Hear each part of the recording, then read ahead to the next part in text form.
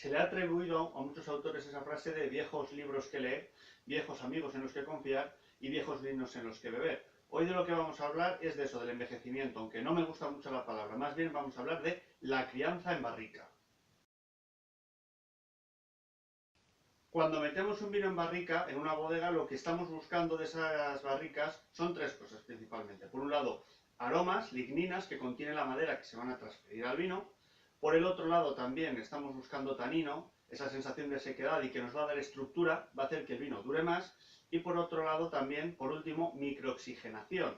Es decir, el vino no diría tanto como respirar, pero sí que va a tomar el oxígeno que le entra muy despacito a través de la madera y va a hacer que el vino se esterifique, es decir, se formen y se conjunten bien tanto los aromas, por un lado, como el tanino. Es lo que va a hacer que todo se integre bien, esa microoxigenación muy lenta.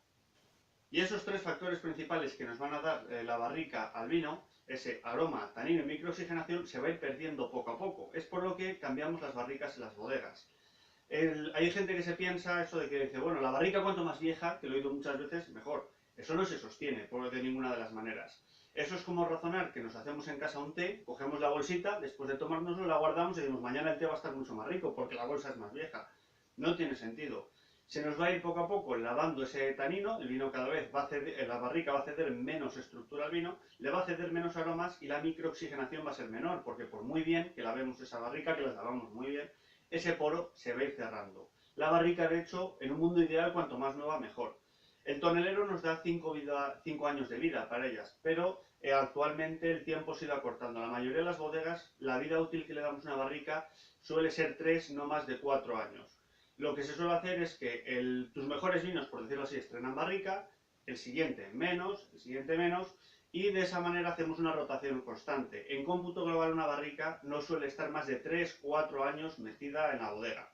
Siempre que hablemos de los vinos, digamos, tintos o blancos clásicos, por decirlo así. Yo que sé, Ribera, Rioja, Duero, Toro, cualquier zona de vinos más bien, digamos, de perfil clásico. No lo comparemos con los finos o manzanillas, que necesitan barrica, digamos, pipa, que suelen llamar ellos, cuanto más vieja, mejor. Porque una de las cosas que necesita esa crianza biológica que hacen en los vinos del sur, en los vinos más del perfil tinto, hace una crianza oxidativa, es que esa crianza biológica lo que necesita, entre muchas cosas, es que haya poco tanino en el medio, para que se desarrollen bien esos microorganismos que convierten un vino blanco en un fino o manzanilla. Las barricas son de roble y no de otro material porque, digamos, el roble tuvo suerte. Tiene la porosidad más ajustada. Si fuese una madera muy porosa, como por ejemplo pasaba con las maderas de castaño, hacía que el vino se sobrecriase, es decir, entraba demasiado oxígeno al vino que lo podía estropear. Y si son muy poco porosas, como pasaba con la madera, por ejemplo, de acacia, que es una madera muy dura, hace que el intercambio interior-exterior, la microoxigenación y por lo tanto esterificación de aroma y tanino, sea casi nula.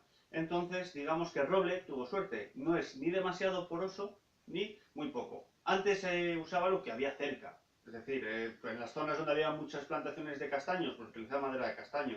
Depende de la zona. Lo que se ha ido imponiendo desde un punto de vista técnico es la madera de roble. ¿Y por qué normalmente son de 225 litros, el tamaño bordelés que llamamos, y no otro? Principalmente es por una cuestión muy práctica, lo que llamamos relación volumen-superficie. Si fuese una barrica muy grande, como suelen ser, por ejemplo, las barricas de Oporto, o las de Fino o Manzanilla, que suelen ser más grandes, las pipas, tendríamos, digamos, mucho volumen para poca superficie de contacto.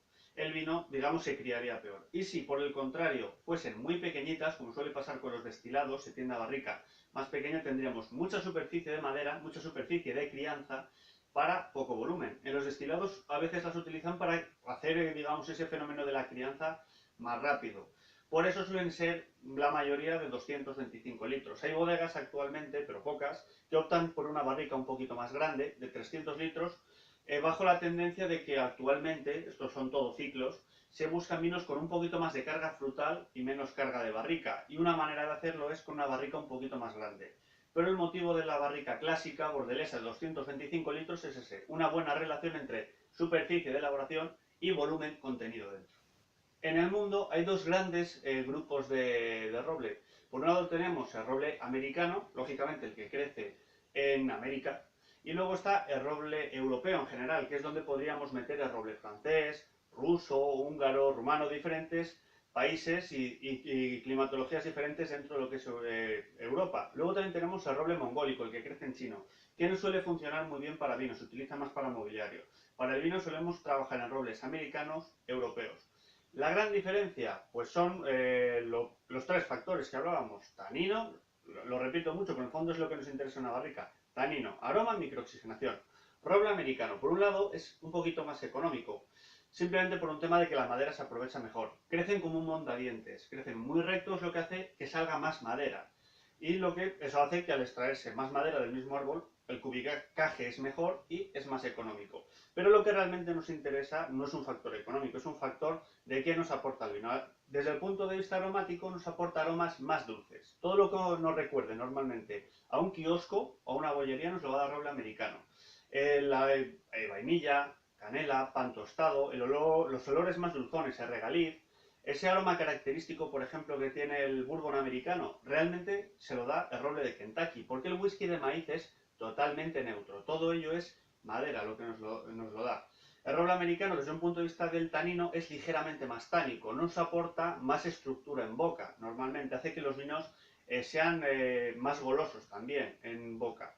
Y desde un punto de vista de microoxigenación, lo que nos hace es que sea un roble ligeramente más poroso, normalmente, lo que hace que, por decirlo así, críe los vinos un poquito antes. Aunque ese es el motivo menor. Ahí el ABC del vino nos dice que las crianzas cortas deberían ser menos de año en roble americano y las crianzas largas en roble francés, pero no siempre es así. Hay vinos fantásticos de 3 meses en roble francés y vinos de 24 meses en roble americano. Ese es el factor menos importante. Por el otro lado tenemos los robles europeos. Crecen siempre ligeramente retorcidos porque buscan luz, lo que hacen que al cortarlos salga menos madera, lo que hace las barricas más caras. Desde el punto de vista de los tres factores, ¿qué aromas nos suelen dar? Aromas más nobles, lo que por eso a veces yo creo que a la gente le da la sensación de que es mejor. Los olores más especiados, más complejos, como huele a pimienta, el monte bajo. También normalmente ese olor el típico olor de las cajas de puros, ese olor a cedro, también nos lo dan las maderas europeas. Eso es lo que nos da desde un punto de vista de nariz. Aromas, podríamos decir, más caros, por decirlo así. Desde un punto de vista de tanino, es una madera menos tánica, lo que hace también que el vino pueda estar más tiempo en esas barricas. Las crianzas podrían ser más largas. Y desde un punto de vista de la microoxigenación es menos poroso, lo que también nos lleva a lo mismo. A que se supone que puede admitir crianzas más largas, son más lentas, al entrar el oxígeno más despacito, y hace que se formen aromas más complejos. También en el fondo, como veis, todo va en uno, es decir, el aroma, color, tanino y además la microoxigenación. Todo es lo que engloba al final, no es cuestión de un solo factor, son diferentes. Y teniendo en cuenta esos factores, lo que hacemos las bodegas es decidir lo mejor para nuestro vino, que no siempre, no tiene por qué ser la barrica más cara. Hay veces que hay gente que tiene ese principio y dice, bueno, yo compro una barrica, cuanto más cara, mejor está el vino. Hombre, eso es razonar como que te dedicas, por ejemplo, a las viñas y te compras un Ferrari, porque es el mejor coche y tienes mucho dinero. Pues si te dedicas a las viñas y tienes un Ferrari, lo vas a reventar. A lo mejor te puedes comprar, como tienes mucho dinero, un todoterreno. Muy caro, muy bueno, pero un todoterreno. Pues pasa lo mismo con el vino. Según lo que estemos buscando para el vino, es decir, un vino de un perfil, por ejemplo, para un público más joven, una cosa con más frescor en nariz, notas más dulces, optaríamos, por ejemplo, por unas barricas americanas. Y si buscásemos un gran vino de guarda, seguramente nos tendríamos que ir a variedades de roble europeas para buscar unas crianzas más largas y unos aromas más complejos. No es cuestión de gastarse el dinero por gastar, sino razonar qué estamos buscando para cada tipo de vino. Cuando la gente nos visita en bodegas de vino a proporción, a veces hay una pregunta recurrente. ¿Por qué no tenéis el vino más tiempo en barrica? Así estará mejor. Pues en el fondo porque ese razonamiento no tiene mucho sentido. Es como pensar, voy a comprarme un filete, lo voy a tener más tiempo en la sartén, lo voy a tener ahí media hora y seguro que el filete está más rico. Pues no, pasa lo mismo, todo tiene su punto y los vinos también. Lo que hacemos en las bodegas es probarlo periódicamente, catamos todos los vinos, es lo bueno que tiene dedicarse a esto del vino, que te pagan por beber vino.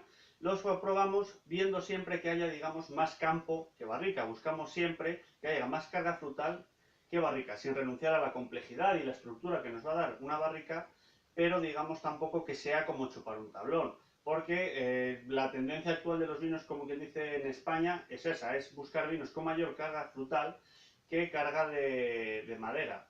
son ciclos, en el fondo. Yo en 12 años que llevo en esto he conocido la época que se llevaban los vinos más maderizados, con mayor carga de barrica, pero ahora en cambio lo que tendemos las bodegas, que creo que es la fórmula acertada, buscar vinos más golosos en nariz y con más fruta, en vez de abusar un poquito, como se ha hecho en otras épocas, de esa torrefacción que daban las barricas. Ahí. A ver, ¿cómo lo cuentas esto, Javi? ¿Está grabando? En el mundo hay no, hay más. Fríamente. Ya está. Y qué guapo soy y qué culito tengo.